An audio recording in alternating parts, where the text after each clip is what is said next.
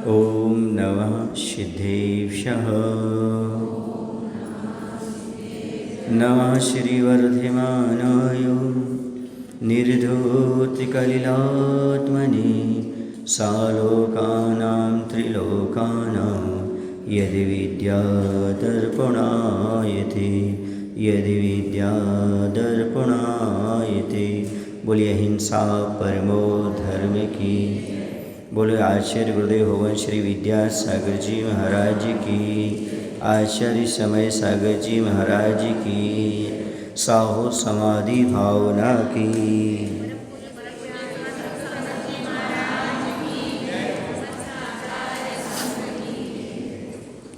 आज हमें समझना है कि तीर्थंकृत्य के सोपान में,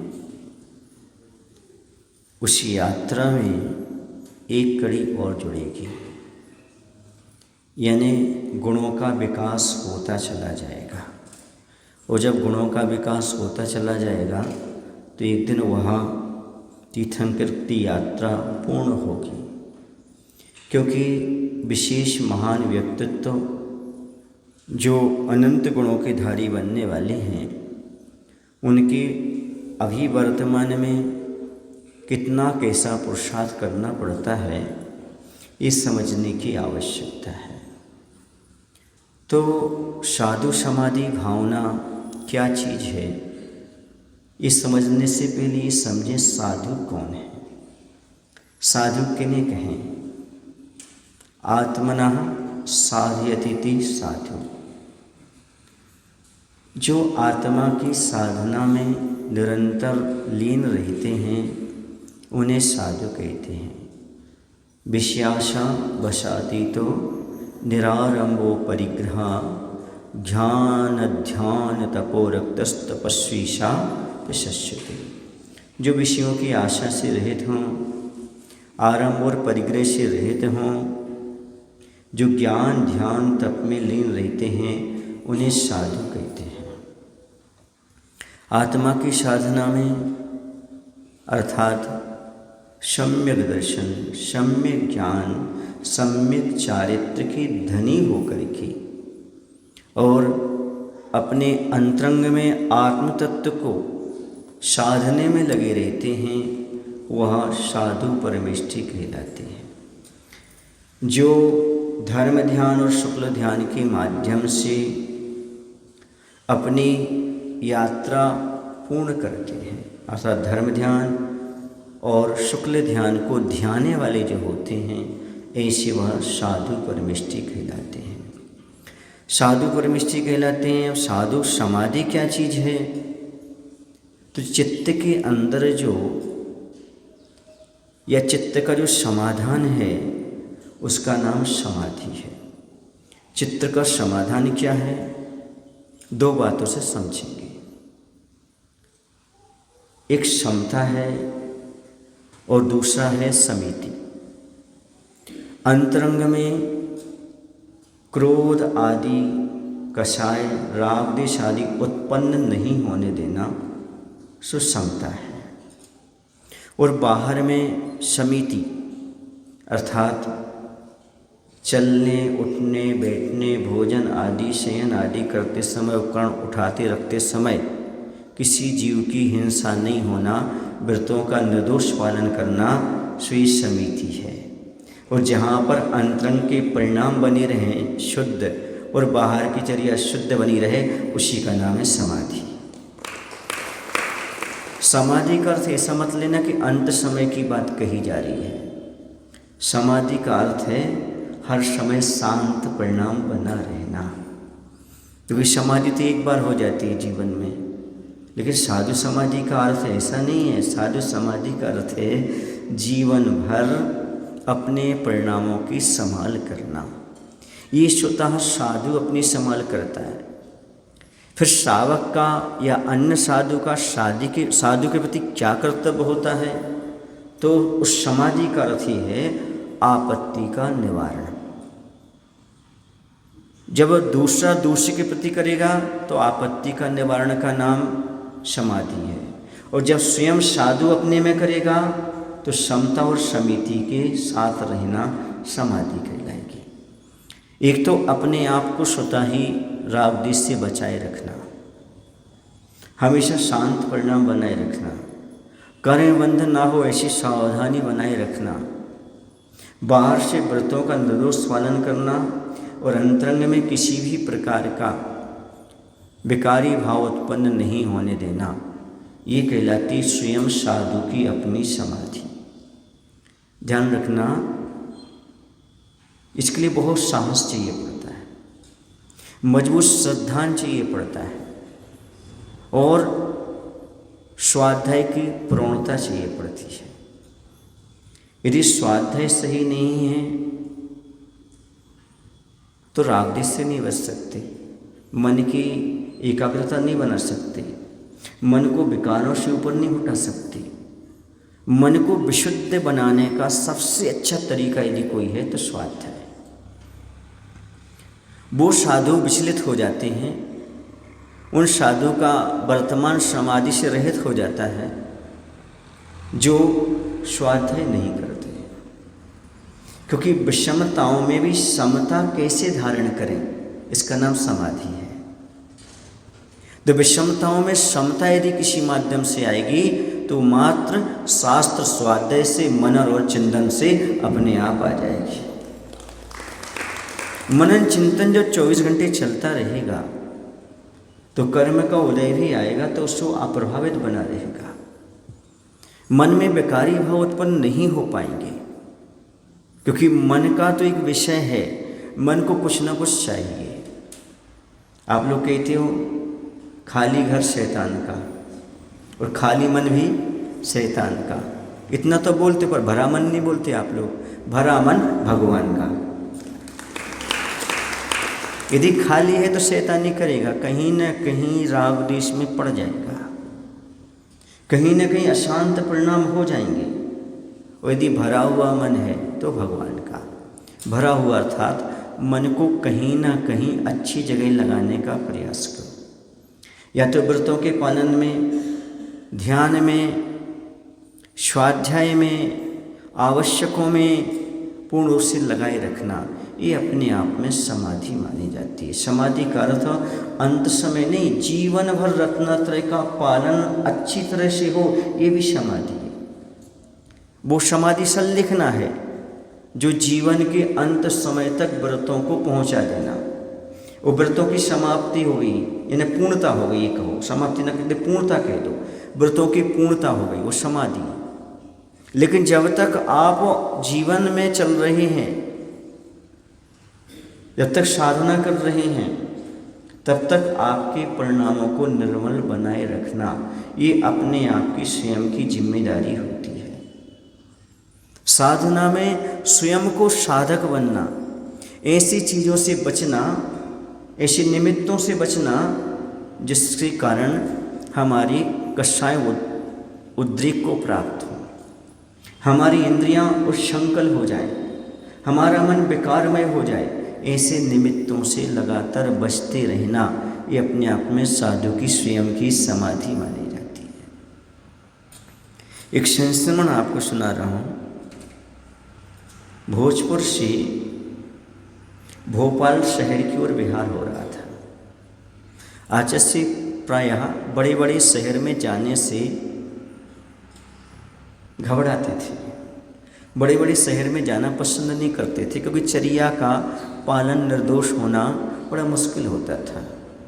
एक तो शौच क्रिया आदि का स्थान नहीं मिलता था, भीड़ बहुत रहती थी, ट्रैफिक भी बहुत रहता था। तो उस समय जब संघ सहित विहार करके आ रहे थे तो आरिका पूर्णमती जी भी साथ में चल रही थी वहीं। तो आरिका संघ भी चल रहा था, मुनि संघ भी चल रहा था, और पब्लिक तो आपको मालूम है कैसी चलती है, बहुत भीड़ चल रही थी। अब आचार्य सिंह तो नीचे निगाह करके अपने चले जा रहे हैं, 4 हाथ जमीन देख करके। आजू बाजू में क्या हो रहा है उस समय ध्यान ही नहीं रहता, समिति का पालन करते हुए। अचानक भक्तिवश एक महिला अपने पति के साथ आ रही थी। स्कूटी वहीं पर उन्होंने खड़ी की और दौड़ लगा दी। ये भी नहीं देखा कि सामने से वाहन आ रहा है, ट्रैफिक है ना। भक्ति तो कर रहे हैं, भक्ति तो अंधी हो, पर भक्त को अंधा नहीं होना चाहिए। क्या भक्ति अंधी होना चाहिए, भक्त को अंधा नहीं होना चाहिए। और सामने से जैसे आई स्कूटर, दूसरा कोई गाड़ी आ रही थी, उससे टक्कर गई। हुआ कुछ नहीं, मात्र जमीन पर गिरे। गिरने के बाद उसने जयकारा लगाई और खड़ी हो गई वो महिला। ये गुरु भक्ति की शक्ति तो है, लेकिन वहां सावधानी भी रखने की आवश्यकता होती है। आचसी ने एक क्षण के लिए स्तब्धता व्यक्त की, खड़े हो गए और बोलते हैं हम लोगों को देख करके, इसलिए तो मैं शहर की ओर नहीं आता। शहर में रहते हुए हमें लगता है अपन संयम का पालन कर रहे कि नहीं कर रहे। अपने माध्यम से कितनों कष्ट होता है, ट्रैफिक रुकता है, ये लोग कष्ट को सहन करते हैं, बहुत सारी चीज़ें होती हैं। उस समय लगा मुझे कि आचार्य को अपने संयम की चिंता है। इसकी चिंता है अपने माध्यम से किसी जीव को कष्ट ना पहुंच जाए। हमारे संयम में दोष लगेगा, अहिंसा मार्ग में दोष लगेगा। ये ट्रैफिक रुक रहा है, इनको ही परेशानी होगी। कोई एम्बुलेंस वाला होगा तो उनको ही परेशानी हो सकती है। धन्य आचार्य जो कहीं भी चलते रहते हैं, चलते हुए भी यही भावना रहती है, हमारा रास्ता निर्दोष बना रहे, हमारे व्रत नियम निर्दोष बने। ये कहलाती है अपने आप में सजगता। अपने व्रतों के प्रति, अपने नियमों के प्रति जो सजगता है, इसी का नाम साधु समाधि है। समझ रहे आप लोग? आप लोग मत समझते हो कि साधु की समाधि में सहयोग देना सो नहीं। साथ में रहने वाले जो साधु हैं उनको भी संक्लेश उत्पन्न ना हो, अपने को भी संक्लेश उत्पन्न ना हो और सामने वाले को भी संक्लेश उत्पन्न ना हो, ऐसी सावधानी रखना साधु समाधि भावना है। हर क्षण हर पल, अब मान लो शावक के बीच में रहते हैं, ये भी भाव रखना शावकों को कोई कष्ट तकलीफ विकल्प भी नहीं होना चाहिए। व्रत संयम का पालन करते हुए सामने वाला संक्लेश में ना रहे और उसी द्वारा ऐसा लगे कि हमें साधु का समागम और मिलते रहना चाहिए। शावक के अंदर ऐसी भावना उत्पन्न हो तो बड़ी बात है। और साधु की संक्लिष्टता को देख करके, साधु के अंदर के परिणाम को देख करके शावक को ऐसे लगे भैया आगे हम चतुर्मास तो सोच समझ के कराएंगे, तो ये गलत बात है। समझ रहे? अपने राग द्वेष रूप परिणाम नहीं होना, ये बहुत महत्व की चीज़ है। क्योंकि साधु वही है आत्मा की साधना में लगा हुआ है, और आत्मा की साधना में लगा हुआ व्यक्ति धर्म ध्यान शुक्ल ध्यान करता है और चित्र को पवित्र बनाता है। या तो स्वाध्याय में या अपने प्रतिक्रमण में है या ध्यान में है, इसमें रहेगा तो बाहर का विकल्प ही नहीं होगा। जब बाहर कोई विकल्प नहीं होगा तो समाज को भी कोई विकल्प होने वाला नहीं है। समझ में आया आपको? अंतर के परिणामों को शोधते रहना। कषाय का उदय तो नहीं आ रहा है, बाहर शरीर में दोष तो नहीं लग रहा है, ऐसी सावधानी क्षण प्रति क्षण रहना। समझे? मुनिगणा संधारणम समाधि, तपस्या निर्विघ्न हो, ऐसे सजग रहना स्वयं के लिए भी और पर के लिए, इसका नाम है समाधि। हमारा रत्नत्रय बना रहे, रत्नत्रय में अवस्थान रहे, इसका नाम है समाधि। समझ रहे? जैसे आचार्य अकलंक देव कहते हैं कि किसी भंडार में जहाँ पर कीमती संपत्ति आदि वस्तु आदि रखी है, उसमें आग लग गई हो तो उसको बुझाने का प्रयास करना। वैसी साधु के अंदर रत्न है, सम्यक दर्शन, सम्यक ज्ञान, सम्यक तप, ऐसी महान निधि महान संपत्ति है, वो कषाय या बाहर के कारणों से जल ना जाए, उसकी रक्षा करना साधु समाधि कहलाती है। वर्षों से कोई व्यक्ति भंडार में संपत्ति इकट्ठा करता रहा, और एक थोड़ी सी चूक से आग लग जाए तो क्या होगा, संपत्ति का पूरी समाप्त हो जाती है। वैसे साधु के लिए हमेशा सावधानी रखना पड़ती है। वर्षों की तपस्या हमारी है, ऐसे निमित्तों से बचना पड़ता है जिसके माध्यम से हमारी चित्त प्रशस्त बना रहे, उसमें कलुषता पैदा ना हो। ये परिणाम साधु अपने आप में बना करके चलता है और अपने साधर्म जो साधु हैं उनके प्रति भी बना करके चलता है। परिणामों में उत्तरोत्तर उज्ज्वलता बढ़ती जाए, ऐसी व्यवस्था बनाना, हमारे परिणाम और अच्छे निर्मल होते जाएं, ऐसा सोचना विचार करना, ये अपने आप में साधु की अनोखी साधना होती है। अपने परिणाम से विचलित नहीं होना, मान मिले सम्मान मिले, लोग चाहें नहीं चाहें, इससे साधु का अपना कोई बिगाड़ होने वाला नहीं। समझ रहे, प्रभाव ना हो इससे कोई लेना देना नहीं, अपने परिणाम नहीं बिगड़ना चाहिए। प्रसिद्धि के लिए विशुद्धि नहीं बिगाड़ना ही साधु की समाधि है अपनी। समझ गए, प्रसिद्धि के लिए, नाम के लिए अपनी विशुद्धि मत बिगाड़ो, अपनी विशुद्धि बनाए रखो, क्योंकि प्रसिद्धि से सिद्ध नहीं बनते, अंदर की विशुद्धि से सिद्ध बनते हैं। और साधु का अंतिम लक्ष्य सिद्ध बनना ही होता है। अपने परिणामों को इतना संभाल करके रखना, इतना व्यवस्थित रखना। आचार्य कहते हैं आपको देख करके दूसरे को लगे कि मुझे भी साधु बनना है। आपको देखकर दूसरे को लगे कि साधु कितने खुश रहते हैं, साधु जीवन कितना निर्मल है, कितना पवित्र है। ऐसे भाव आना चाहिए सामने वाले को देख करके। ऐसा साधु को देख कर न लगे अरे भैया ये तो बहुत भार में बैठे हैं महाराज, इनने तो जबरदस्ती दीक्षा ले ली, ऐसा लगता है। और मुनि बन करके बड़ा कठिन होता है, मुनि बनना बहुत कठिन होता है। ऐसा भाव सामने के अंदर नहीं आना चाहिए। सामने वाले को लगे नहीं, मुनि जीवन तो बहुत सहज है, बहुत सरल है, परिग्रह से रहित है, निर्ग्रंथ है, निर्द्वंद है, निर्विकल्प है, इसके अच्छा और कोई जीवन नहीं। शांत परिणाम में रहना, 24 घंटे ध्यान अध्ययन में रहना, किसी से कोई लेना देना नहीं, ऐसा परिणाम बनाए रखना ये बहुत कठिन साधना है। आचार्य कहते यही है साधु की अपनी समाधि। अपने कषायों को क्रश करते रहना, शरीर को क्रश करते रहना और आत्म परिणाम को विशुद्ध से विशुद्धतर बनाते चले जाना। सोचना देखो भाई ये जीवन बड़ी मुश्किल से मिलता है, बड़ी मुश्किल से मिलता है, और उसमें भी रत्नात्रय बड़ी मुश्किल से मिलता है। इस रत्नात्रय की जैसे बने वैसे मुझे संभाल करना है। एक बात बोलूँ आपसे, एक तो ऊंचाई पर पहुंचना ही कठिन है, और ऊंचाई पर पहुंचने के बाद स्थिर बने रहना और कठिन है।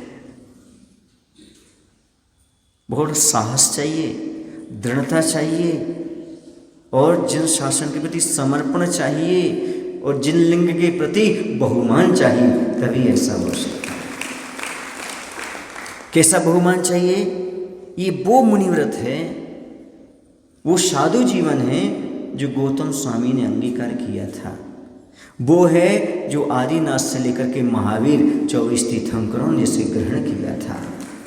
ये महान चीज है, ये सहज नहीं है। ऐसा भाव बना करके उनके लिए व्यवस्थित बनाए रखना।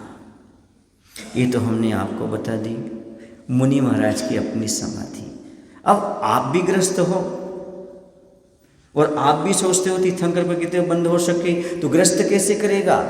तो ग्रस्त का कर्तव्य है जो रत्नत्रयधारी हैं, उन रत्नत्रय की धारी की साधना में साधक बन करके सहयोग देना, ये उसकी साधु समाधि।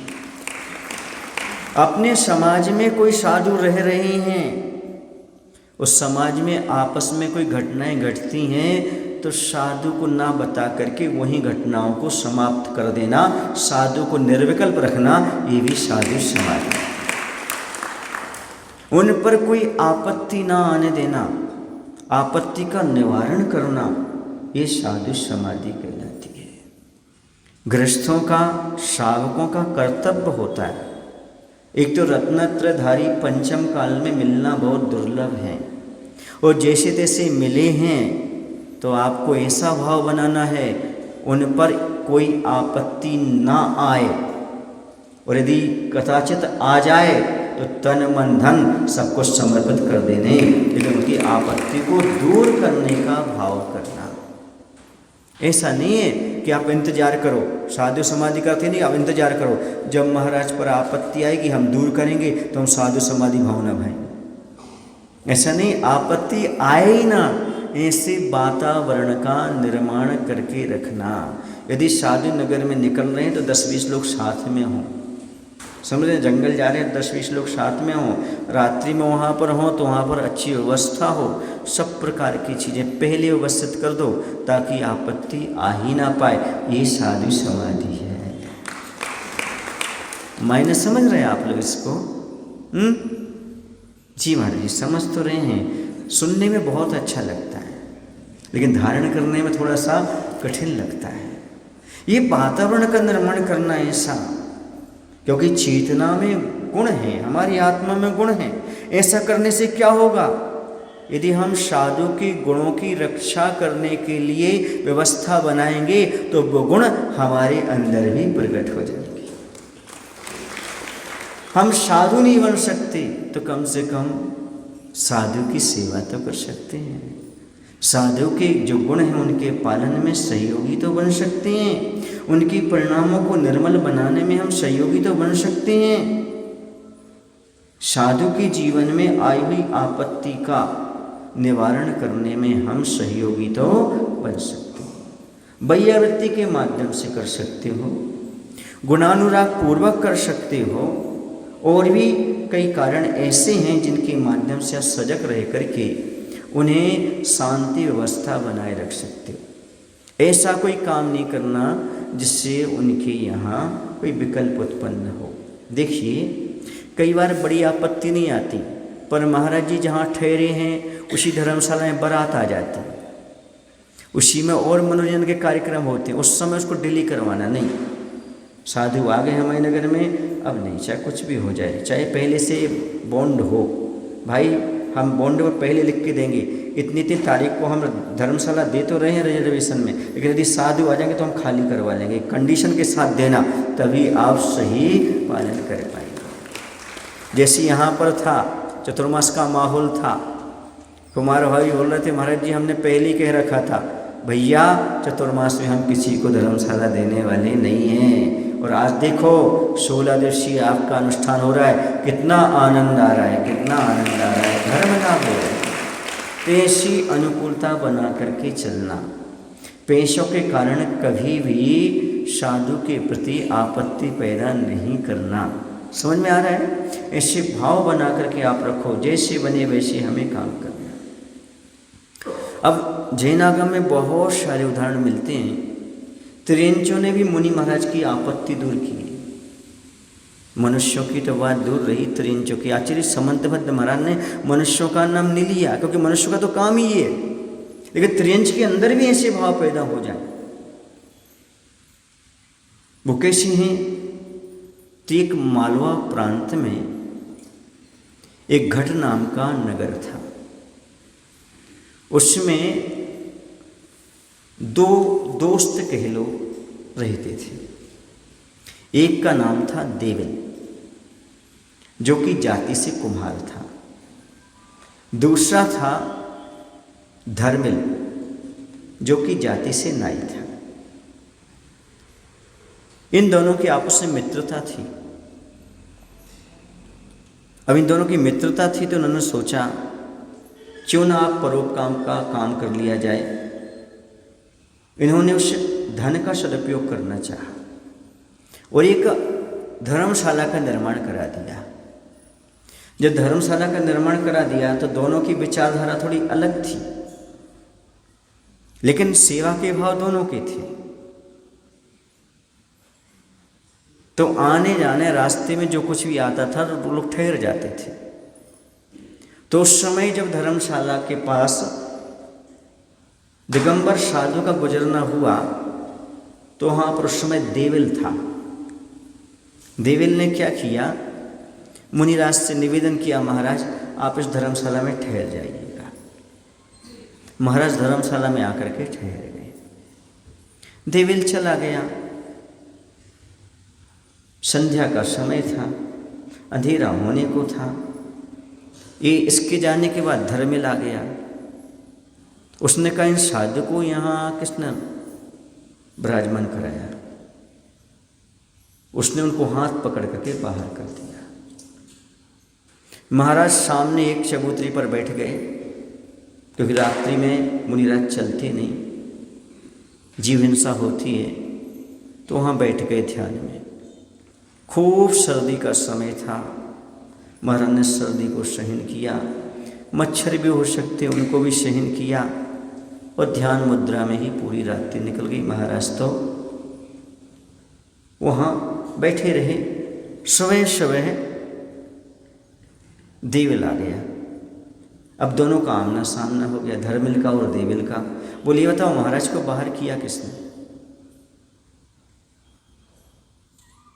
अब महाराज तो अपने निकल गए। यहाँ पर तू में शुरू हो गई, और दोनों की आपस में लड़ाई हुई। दोनों की लड़ाई हुई जब, और होता है कई बार, महाराज जब तक रहते तब तक लोग नहीं लड़ते, महाराज के जाने के बाद लड़ाइयाँ शुरू हो जाती हैं।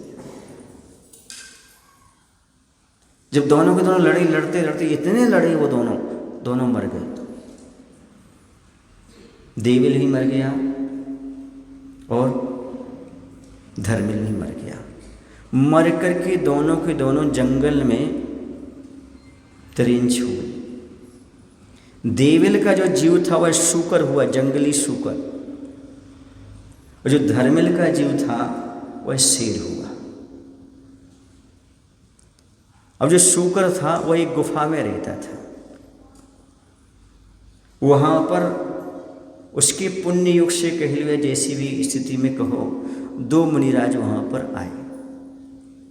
शायद उनका नाम था श्री समाधिगुप्त मुनिराज और त्रिगुप्त मुनिराज, ऐसा कुछ नाम हो सकता है, नाम में अंतर भी आ सकता है। ऐसे समाधिगुप्त कह लो, त्रिगुप्त कह लो, ऐसे 2 मुनिराज वहाँ पर आए और उस गुफा में जाकर के ध्यान में बैठ गए। अब शूकर उस गुफा का मालिक था।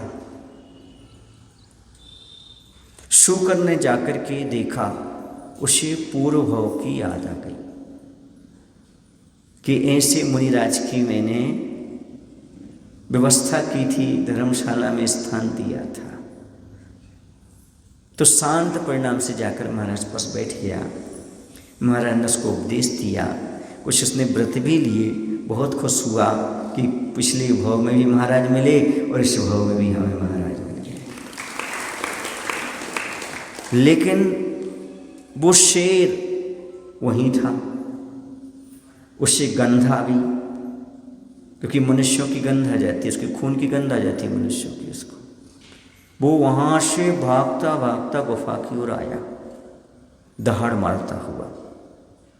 शूकर ने देखा, सुना, दहाड़ को सुना, देखा, उसने नियम ले लिया, मुनिराज की रक्षा करूँगा, चाहे अपने प्राण भी न्यौछावर क्यों ना करना। ये आपत्ति महाराज पर आई है, मैं आपत्ति से महाराज को दूर करूँगा। अब देखो, कहाँ शेर और कहाँ जंगली शूकर, शक्ति में तो कमजोरी ही है। कई बार आपके साथ भी समस्या आ सकती है, आप कमज़ोर रहो, बलजोर रहे, तो आप पीछे मत हटना। क्यों? क्योंकि शूकर जैसी लड़ने तैयार हुआ, गुरु भक्ति की महिमा, उसमें शेर से ज़्यादा ताकत आ गई। ऐसी आप भी जब धर्म की रक्षा के लिए, गुरुओं की रक्षा के लिए कमज़ोर महसूस मत करना। कमज़ोर महसूस करो तो उनका नाम ले लेना, आपके अंदर शक्ति उत्पन्न हो जाएगी। वो शक्ति अद्भुत होगी। वो सामने वाला कितना भी शक्तिशाली होगा तो भी जीत आपकी होगी। जीत आपकी हो या ना हो, आपके परिणाम अच्छे हो गए। ये शक्ति, अद्भुत शक्ति आई, और आपस में फिर दोनों ने युद्ध शुरू कर दिया। शूकर और शेर दोनों लड़े। एक के भाव हैं मुनि को खाने के, आपत्ति पैदा करने के। दूसरे के भाव हैं आपत्ति निवारण के। और दोनों के दोनों लड़ते लड़ते फिर मर गए, फिर दोनों का मरण हो गया। एक स्वर्ग गया, एक नरक गया। बताओ नरक कौन गया होगा? शेर गया। और स्वर्ग कौन गया? शूकर गया। शूकर और स्वर्ग, हाँ, क्योंकि जिसके अंदर गुरु भक्ति आ जाती है और साधु की सेवा के भाव, आपत्ति दूर करने के भाव आ जाते हैं, वो किसी भी पर्याय में हो वो सदगति का पात्र ही होता है।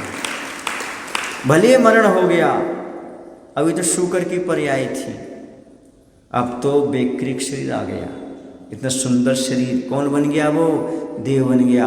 आत्मा कभी मरती नहीं है और शरीर तो शरीर है, ये छूट जाए तो छूट जाए, अच्छा शरीर प्राप्त हो जाएगा, क्योंकि हम साधु की सेवा में अपना शरीर लगा रहे हैं। ऐसा परिणाम किसी भव्य आत्मा के अंदर उत्पन्न होता है। ये कहानी तो यहीं पर पूर्ण हो जाती है कि उसने आवास दान दिया, अभय दान दिया, मुनि की आपत्ति को दूर किया। पर आपको क्या शिक्षा मिलती है? आपको शिक्षा ये मिलती है, भले हम में सामर्थ्य ना हो, शक्ति ना हो, पर किसी मुनिराज पर कोई उपसर्ग हो तो हमें अपनी शक्ति का विचार ना करते हुए भी उसका प्रतिकार करना चाहिए। लेकिन साधु पर कोई आपत्ति नहीं आना देना चाहिए। ये भाव अपने आप में महत्वपूर्ण भाव है। समझ रहे?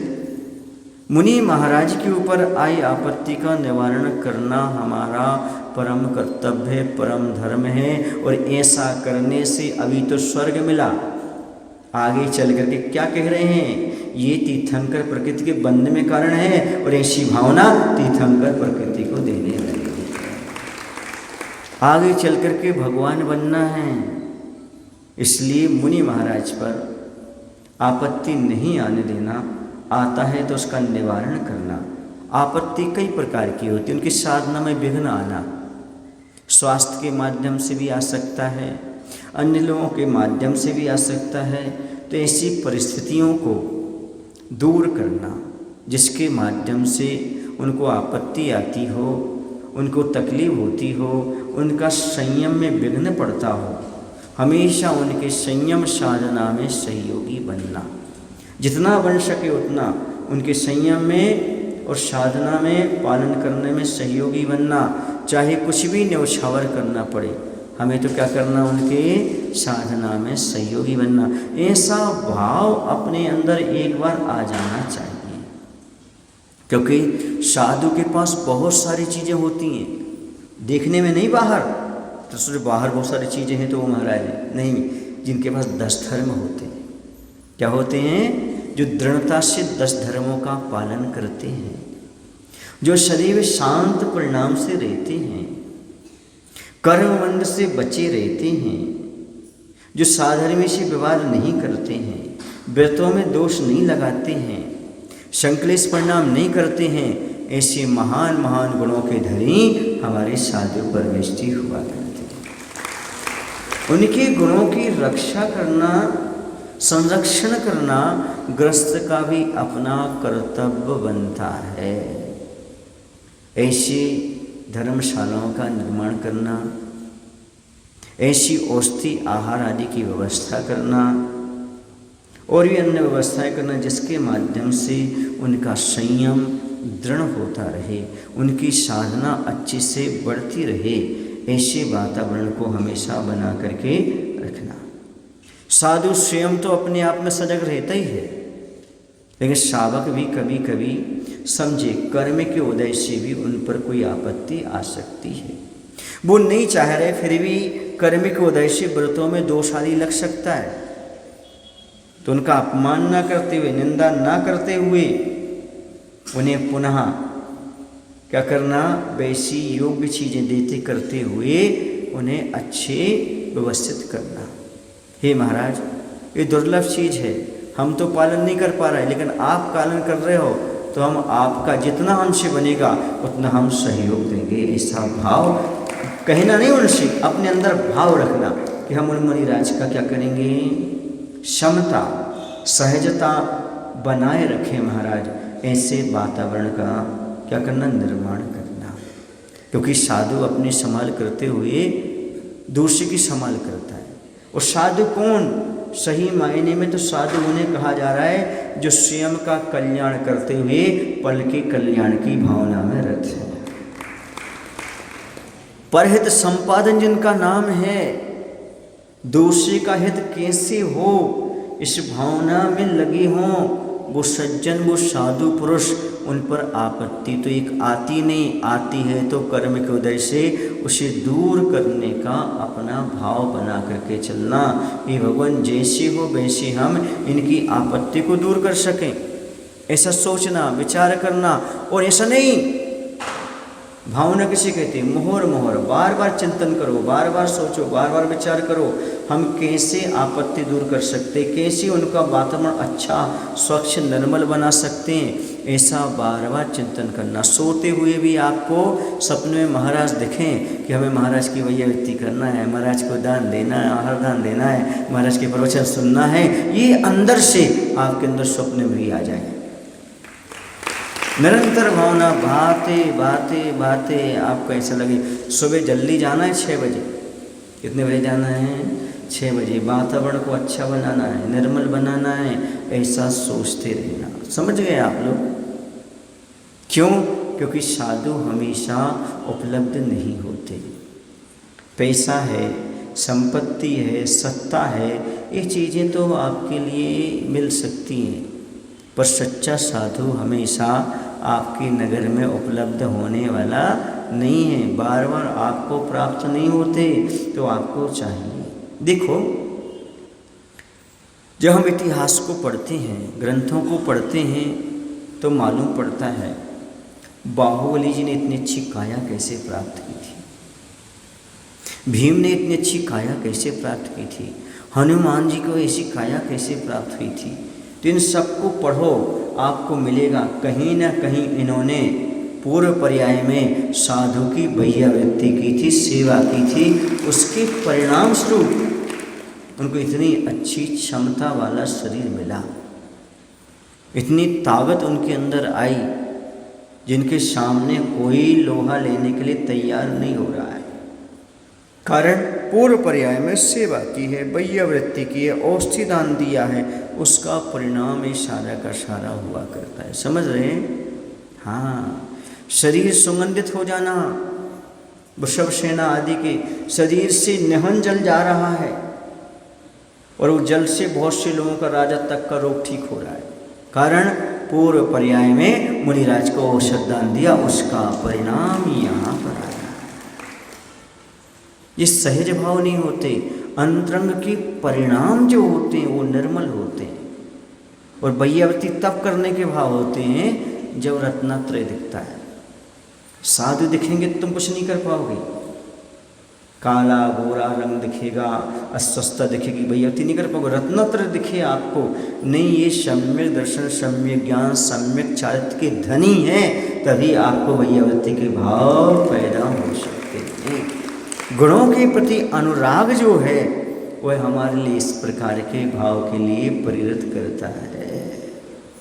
समझ गए आप लोग? क्योंकि आजकल क्या होता है, श्रद्धा बनना बहुत कठिन होती है। आज के लोगों की श्रद्धा कांच के बर्तन के समान है। कांच का बर्तन थोड़ा सा छूटा और टूट गया, ऐसी थोड़ी सी कुछ बात हुई, श्रद्धा समाप्त हो जाती है। पर नहीं, सच्चा सम्यक दृष्टि जीव श्रद्धा को मजबूत बना करके चलता है, अपनी श्रद्धा को धूमिल नहीं होने देता है। क्यों? क्योंकि उसे मालूम है साधु को छोड़ करके अन्यत्र हमारे लिए कहीं भी यह रत्नत्रय के दर्शन होने वाले नहीं है। इसलिए ये समझो, साधु की व्यवस्था का अर्थ है धर्म की व्यवस्था करना। साधु की आपत्ति दूर करने का अर्थ है धर्म की आपत्ति को दूर करना। यदि आपके अंदर भाव आ गया तो आप अच्छी तरह से काम कर सकते हैं। समझ गए आप लोग कि नहीं? आचार्य कहते हैं जैसे उत्तम भूमि में, उर्वरक भूमि में बीज डाला गया है तो निरर्थक नहीं जाएगा, कहीं ना कहीं वह फसल को दे करके ही जाएगा। वैसे यदि आपने उत्तम मुनि की सेवा वैयावृत्ति की है, वह फल निरर्थक नहीं जाएगा, आपको भव भवांतर तक सुख सुविधा प्रदान करने वाला है। ये मान करके चलिएगा। और भी उदाहरण मिलता है, आपके यहाँ का है कुंथलगिरी का। कहाँ का उदाहरण है? कुंथलगिरी वंश स्थल के जगह सोए। कौन सा स्थल है? वंश स्थल कुंथलगिरी। हाँ, तो वहाँ पर जब दर्शन किया हमने तो देशभूषण कुलभूषण महाराज के दर्शन करते ही हमें श्री रामचंद्र जी याद आ गए। कौन याद आ गए? रामचंद्र जी याद आ गए, लक्ष्मण याद आ गए, सीता जी याद आ गई। क्योंकि जब उस समय कुलभूषण देशभूषण महाराज वहाँ पर ध्यान कर रहे थे, तब कोई देव आकर के व्यंतर आदि कोई उनको उपसर्ग कर रहा था और नगर के लोग थर थर काँपते थे उस देवता से। ऐसी खतरनाक आवाज़ करता था, कोई इस पहाड़ पर जा ही नहीं पाता था, साहस ही नहीं जुटा पाता था। लेकिन वहाँ से वनवास के दौरान श्री रामचंद्र जी, लक्ष्मण जी, सीता जी गुजर रहे थे। उन्हें मालूम पड़ा कि यहाँ साधुओं पर उपसर्ग हो रहा है, तो क्या करें? उन्होंने अपना साहस दिखाया। ये नहीं सोचा कि वो देव है और हम मनुष्य हैं, क्या करेंगे, कैसे कर, नहीं, साधु का उपसर्ग दूर करने के लिए गए। और जैसे वहाँ पर पहुँचे वो, उनका वैसे इतना प्रभाव था क्योंकि बलभद्र और नारायण थे और रामचंद्र जी तदभव मोक्षगामी जीव स्वाभाविक, और उनकी जैसी धनुष की टंकार की और देवता घबरा गया और भाग गया, उपसर्ग दूर हो गया। देशभूषण कुलभूषण महाराज का उपसर्ग दूर करने वाले श्री राम लक्ष्मण रहे। यह है आपत्ति को दूर करने का भाव। आपत्ति किस पर आ रही है? देखो, संत हैं, साधु हैं, हमारा कर्तव्य उन पर कोई आपत्ति नहीं आना चाहिए। अपनी शक्ति का विचार नहीं किया, आपत्ति को दूर करने का भाव किया। ये अपने आप में बहुत महत्वपूर्ण तत्व है। इस महत्वपूर्ण तत्व को समझने का प्रयास करो। जो भी महान बने हैं उन्होंने ये काम किए हैं। आपको महान बनना है तो ये काम आपको भी करना पड़ेगा, क्योंकि महान आत्मा ऐसे नहीं बनते, कुछ न कुछ महान काम करते हैं तभी महान आत्मा बनते हैं। और अपने जीवन में कुछ ना कुछ ऐसा करो ताकि आप आगे महान बन सको। मात्र खाना पीना मौज उड़ाना जिंदगी नहीं है। अपने घर तक रह कर के संकीर्ण वृत्ति निपटा देना, इसका नाम जीवन नहीं है। आपका समाज के लिए, साधु के लिए, कुछ तो धर्म के लिए योगदान होना चाहिए, तभी तो आपका मानव जीवन पाना सार्थक है। मात्र गए मंदिर में सिर झुकाया, कौन से महाराज हैं मालूम ही नहीं, उनकी आचर्य कहाँ हो रही कुछ मालूम ही नहीं, उनका उपवास है कि नहीं मालूम ही नहीं, अपना सिर पटका और सीधे घर आ गए। फिर 24 घंटे बाद ही जाना है और जाकर फिर सिर पटका फिर आ जाना है। इसका नाम धर्मात्मा नहीं है। धर्मात्मा वो है जो धर्म आयतनों की रक्षा के लिए हर पल सजग बना रहता है। जागो, चेतो, समझो। ऐसी महान उपलब्धियां प्राप्त नहीं हो जाती। महान उपलब्धियां पाने के लिए कुछ ना कुछ बलिदान देना पड़ता है, त्याग करना पड़ता है, सेवा भाव उत्पन्न करना पड़ते हैं, तब जाकर के कार्य होता है। समझ आ रहा है आपको? नहीं आ रहा है? ऐसे लोग हैं जिनके गांव में चातुर्मास होता है तो वो लोग क्या करते हैं, मात्र भोजन करने घर जाते हैं और कोई इम्पोर्टेंट काम हो तो जाते हैं, बाकी नहीं, साधु की सेवा में मुझे लगना है। मैं गंज वासोदा में चातुर्मास किया था विदिशा जिले में। वहाँ के उस समय अध्यक्ष थे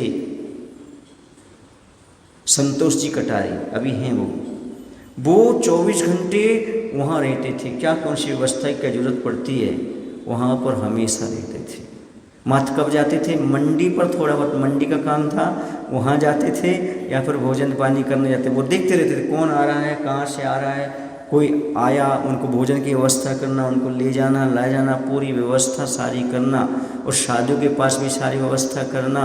ये कहलाता है साधु के पास आकर के समाधि, साधु समाधि की भावना। बात समझ में आ रही ना? उनको कोरोना हो गया था। क्या हो गया था? कोरोना हो गया। हमने उनको एक ही बात कही, तुम हॉस्पिटल नहीं जाना। कहाँ नहीं जाना? तुम घर में ही रहना। तो और घर में जो हम उपाय बता रहे हैं उसको करना। नहीं, डॉक्टर ने कहा है ऐसा करना है, ऐसा करना है, ऐसा। हमने कहा दिखा के आ जाओ, लेकिन एडमिट नहीं होना, क्योंकि तुम्हारा ट्रीटमेंट वहाँ नहीं होगा, यहाँ होगा। क्या होगा? यहाँ होगा। उन्होंने कहा जी महाराज, जो उनको बताते गए वो करते गए। आज भी स्वस्थ हैं, आज भी उनका लक्ष्य काम करें सारी चीज़ें। समझ में आ रहे हैं? अपने आप में बहुत महत्वपूर्ण चीज़ है। यदि आप साधु की सेवा करते रहते, भैयावस्ती करते रहते, तो उसका परिणाम आपको उपलब्ध होता है। आप उनकी आपत्ति दूर कर रहे, आप पर आपत्ति आएगी नहीं, आएगी तो छोटे में टल जाएगी। हम बीना में थे, जंक्शन है बीना, अच्छा शहर है। वहाँ पर एक मनोज कुमार के आयरन वाले रहते हैं। उन्होंने क्या किया था, चातुर्मास में भावना भाई थी हम पिच्छी मिल जाए। उन्होंने चातुर्मास में सेवा की, उनकी पूरी परिवार ने सेवा की, बच्चों ने भी की, पत्नी ने जितना बना उन्होंने सब किया। उनको बाद में पिच्छी भी प्रदान कर दी गई और पिच्छी ले गई। अब क्या हुआ, हमारा उस समय बिहार नहीं हुआ था, हम वहीं थे। वो वहाँ से कुछ 30-40 किलोमीटर दूर दूर से गांव अपना व्यापार चलता था, तो वहाँ से पैसा लेकर के लौटते थे। यहाँ से माल तो चला जाता था, वसूली करने के लिए जाते थे। वो वहाँ से लौट रहे थे। अचानक कोई नहीं था उनके साथ, अकेले थे, और उनको झपकी आ गई। 4 व्हीलर में थे और कार ऐसी अनबैलेंस हुई कि जाकर के खाई में गिर गई। यदि कोई उस कार की फ़ोटो भेजे तो अच्छे घबरा जाए देख करके। उनकी पत्नी के पास किसने फ़ोटो भेज दी। अब पत्नी इतनी घबराई हुई आई, इतनी घबराई हुई, महाराज जी कार की ऐसी दशा हो गई। हमने कहा कार की दशा है, उनकी दशा तो नहीं है ना, अभी घबरा क्यों रहे, रो क्यों रहे हो ना। और थोड़ी देर बाद कोई उनको स्कूटी पर लेकर के आया। उनको मात्र यहाँ खरोंच थी और नीचे पैर में खरोंच थी, जो कहते सुरक्षित थे, कुछ भी नहीं। मायने समझ रहे आप लोग? क्या मायना ये है कि दूसरे की आपत्ति को दूर करने के भाव रखोगे, तुम्हारे ऊपर आपत्ति आएगी नहीं, आएगी तो अपने आप आपत्ति दूर हो जाएगी। कोई ना कोई आपका सहयोग करने वहाँ पहुँच ही जाएगा, कोई ना कोई पहुँच जाएगा आपका सहयोग करने। क्यों हम नहीं पहुँचाएंगे? आपका धर्म पहुँचाएगा, आपका सेवा भाव पहुँचाएगा, वहाँ आपकी मदद करेगा, आपकी सेवा करेगा। क्योंकि अच्छे काम का फल भी मिलता है, बुरे काम का फल मिलता है। जब बुरे का मिलता है तो अच्छे का क्यों नहीं मिलेगा? आपने धर्म किया है, सेवा व्यवस्था की है, उसका परिणाम घर बैठे आपके लिए मिल जाएगा। घर में बैठे रहो तो भी आ जाएगा आपके पास, क्योंकि धर्म वहाँ तक भेज देगा, वहाँ डिलीवरी करा देगा, वो ऑनलाइन पहुँच जाएगा आपके पास। समझ गए ना? क्यों? क्योंकि आपने क्या किया है, आपने धार्मिक कार्य में सहयोग दिया है। और ध्यान रखो, अपोजिट बोलूं, यदि आपने धार्मिक कार्य विघ्न डाला, कोई समाज में अच्छा कार्य होने जा रहा है और आप एक व्यक्ति का वर्चस्व है और आपने उसमें विघ्न डाला, तो इसके दुष्परिणाम भी भोगना पड़ सकते हैं। इसलिए कभी भी कोई भी अच्छा कार्य हो, आपको भले पसंद ना हो, आपके मिलने वाले ना हो, आपके दुश्मन भी भले क्यों ना कर रहे हों, पर कई विघ्न उपस्थित नहीं करना यदि अपना भला चाहते हो तो। जैसे बने वैसे में सहयोगी बनूंगा। धार्मिक कार्यों में ऐसा भाव बना करके चलना। तो बात तो दोनों की रख दी हमने। साधु समाधि में साधु को किस प्रकार से अपना सावधानी रखना पड़ती है और शावक का क्या कर्तव्य होता है, तो शावक को भी हमेशा अपने नगर में आए हुए साधु को निर्विकल्प रखने का भाव बनाए रखना चाहिए। और अपनी उनको कोई आपत्ति ना आए ऐसी व्यवस्था भी चारों तरफ से बना करके पहले से रखना चाहिए। जैसे आपकी कोई विशेष संपत्ति हो तो ऐसे नहीं कि संपत्ति को खुला छोड़ दो, जब कोई ले जाएगा तब व्यवस्था करेंगे, नहीं, ऐसे साधु की पहले से सारी व्यवस्थाएं आपके नगर में होना चाहिए ताकि आपत्ति आ ही ना पाए। ऐसे भाव बना, वैसे आप लोग करते हो, फिर भी आपको आगे सजेशन दे रहे हैं, जो नए लोग हैं वो भी सुन लें, जो मंदिर व्यवस्था में नहीं आते वो भी सुन लें। ये न सोचे कि काम मात्र कमेटी का है, क्योंकि कमेटी को तीर्थंकर नहीं बनना। आपको तीर्थंकर बनना है तो आपको ये साधु समाधि भावना भाना चाहिए। प्रत्येक जीव का कर्तव्य, ना कमेटी का कर्तव्य ना किसी का। जो भक्त हो, जो सम्यक दृष्टि हो, जो आत्मकल्याण करना चाहते हो, उस प्रत्येक जीव का काम है हमारे लिए इस प्रकार का काम करना, सेवा वैराग्य में नियुक्त होना। बोले महावीर भगवान की जय। आचार्य विद्या सागर जी महाराज की जय।